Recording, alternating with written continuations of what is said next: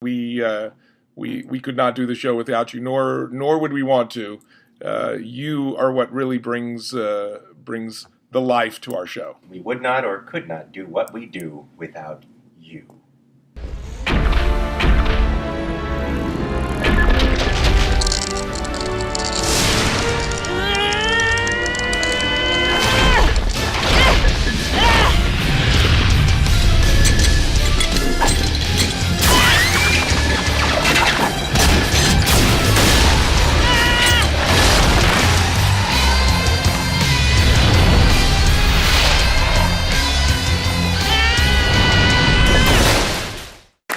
Following him, we've got Danny Jacob.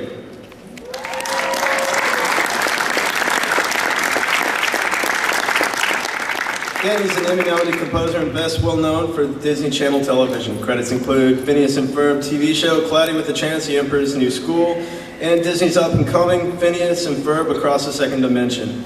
He's collaborated with legendary guitarist Slash on the song Kick It Up a Notch. I gotta hear that story.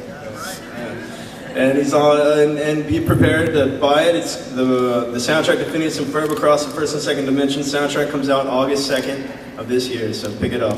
Danny Jacob. I'm going to move on to Danny. Danny, your most notable work is Phineas and Ferb in Our House, anyway. I wanted to ask you, talking of songs, you have to write songs for Phineas and Ferb? And do you get to do the song before they do the animation, or do you still get, because on the whole, we get to do the music right at the very end when they've run out of money. When do you get to do the songs? That's a great question.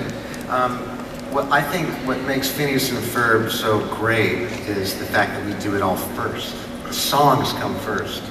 So most of the time the songs are written by my my showrunners, Dan Povenmire and Jeff Swampy Marsh. Then they'll send them to me. In the old days they used to send it over a phone machine, but I started losing songs, so they've discovered MP3s more recently. And I just produce them, I play all the instruments, and then they animate to them, and it makes it feel more like a music video. That's cool. That's really cool. It's fun. And Danny, how did you get to meet Hans? I met Hans in the early '90s, and I never looked at myself as a Hans guy like John Powell and Harry Gregson Williams, who were great. I was more of a guitarist, song producer for him. So I don't look at Hans as giving me my start. I look at him more as, it's the first time I said, well, maybe I can do this, because he was doing Prince of Egypt, he was doing El Dorado. He let me arrange the intro that Elton John sang. And it was the first time I got comfortable with orchestral instruments. But I didn't really have a goal to become a composer. I was a guitar player, and I still am, since I was 12. I played probably every bar mitzvah, wedding in Los Angeles. And then I ended up at the Forum with George Michael and Elton John.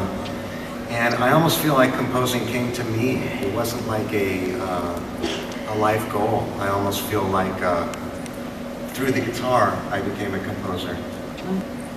I'd say learning, I think composers come to it from different places. Some go to film school, some are musicians, but I say you have to be really passionate about it. You can't just say, I want to be a composer, because that seems to be the right thing to do. You have to really be willing, like Christopher was saying, to just tough it out.